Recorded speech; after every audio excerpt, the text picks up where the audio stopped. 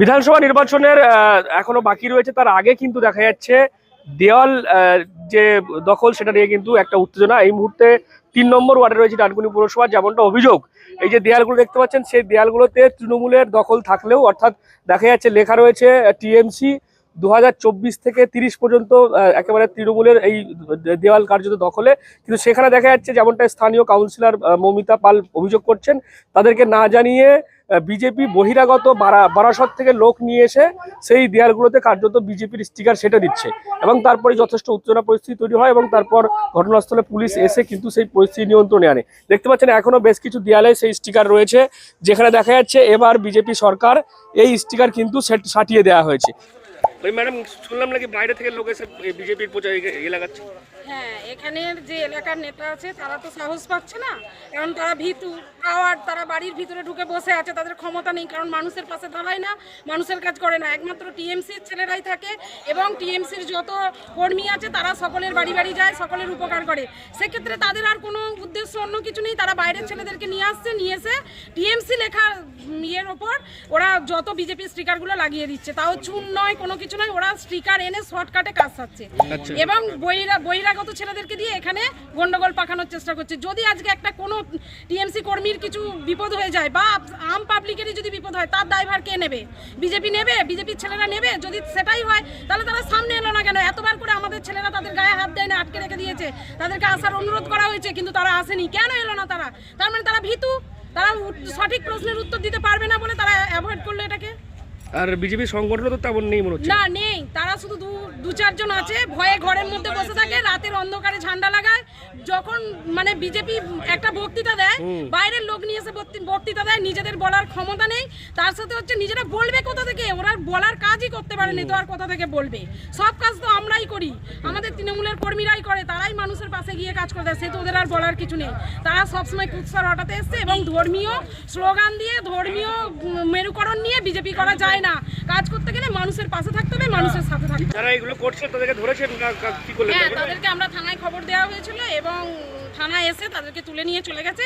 আমরাও চাই বহিরাগতরা যেন আমাদের ওয়ার্ডের মধ্যে না ঢোকে, এইটা যেন অবশ্যই প্রশাসন দেখে এবং আমাদের দলকেও আমরা খবর দিয়েছি, দলও যেন ঠিকঠাক। কজন ছিল ওরা? ওরা 7 জন ছিল। আচ্ছা, 7 জন ছিল বহিরাগত। তারা সকলেই বলছে যে আমরা বারাসাতের। একজন আমাদের এখানের ছিল, সে তাকেও তুলে নিয়ে যাওয়া হয়েছে এবং আরেকজন আছে, সেও নাকি এসে আমাদের ছেলেরাই দেখেছে যে তারা স্টিকার মারছে, তাই দেখিয়ে দিয়ে চলে গেছে এই জায়গায়। তার নাম হচ্ছে অলোক দাস, তাকেও অলোক মণ্ডল, তাকেও মানে ছেলেরা দেখেছে, সে তারপর চলে গেছে। না কোনো রকম স্থানীয় মানুষের সঙ্গে কোনো অনুমতি নেওয়া হয়েছে আর নাই যারা লাগাচ্ছেন তারা এখানকার, এমনটাই কিন্তু কাউন্সিলর বলছেন। এবং এরপরই দেখা যায় যার বিরুদ্ধে 7 জনকে ইতিমধ্যেই ঘটনাস্থল থেকে পুলিশ নিয়ে যায় থানায় এবং তার পাশাপাশি যেটা জানা যাচ্ছে যে অলোক মণ্ডল নামে এক বিজেপি কর্মী, সে এই কাজের নেতৃত্বে ছিলেন এবং যার কারণে দেখা গিয়েছে তার বাড়িতে গিয়েও তৃণমূলের কর্মী সমর্থকরা কার্যত ঘেরাও করে এবং তারপর পুলিশ পরিস্থিতি নিয়ন্ত্রণে আনার জন্য তাকে বাড়ি থেকে উদ্ধার করে নিয়ে গিয়ে থানায় নিয়ে যায়। ঘটনায় দেখা যাচ্ছে যথেষ্ট উত্তেজনা পরিস্থিতি তৈরি হয়। আজকে একটা অভিযোগ উঠেছে যে আপনারা বাইরে থেকে লোক নিয়ে এসে, আপনাদের নিজের লোক বল নেই, বাইরে থেকে লোক নিয়ে এসে আপনারা দেয়াল পোস্টার মারছেন। আজকে ওয়ার্ডে ওয়ার্ডে যে সমস্যাটা দেখা হচ্ছে, চারিদিকে আমাদের দলের কর্মীদের উপরে আক্রমণ করা হচ্ছে, যাতে আমরা কোনোভাবে সংগঠনটা শক্তিশালী না করতে পারি।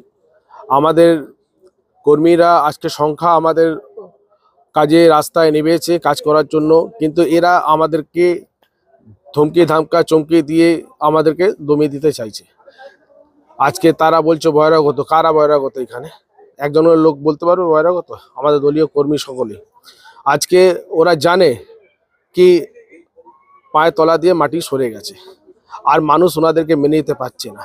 এবার জোর জবরদস্তি করো, যেইভাবে হোক, ধমকি চামকা করে হোক, ওদের জিততে হবে। ওরা এইটাই জানে, এটা প্রথমকার আজকে দিয়ে নয়, এটা এই করে এসছে।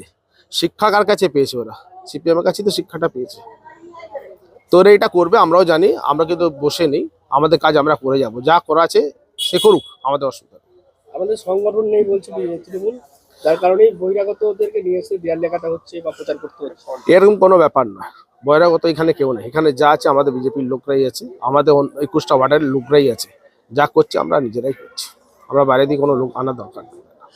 দেখুন, প্রথমে একটা কথা বলি, পশ্চিমবঙ্গে মমতা ব্যানার্জির সরকার মানুষের স্বাধীনতা ফিরিয়ে দিয়েছে, ওরা আজকে যে কথা বলছে এটা সিপিএম পিরিয়ড হলে কথাটা বলতে পারতো না। আর দ্বিতীয়ত ওরা দেওয়াল লেখার আগে নিজেদের সংগঠনটা ঠিক করুক। লোক কোথায়? আজকে ডানকুনি 3 নম্বর ওয়ার্ডে তারা বাইরে থেকে লোক নিয়ে এসে তারা আজকে পোস্টারিং করাচ্ছে।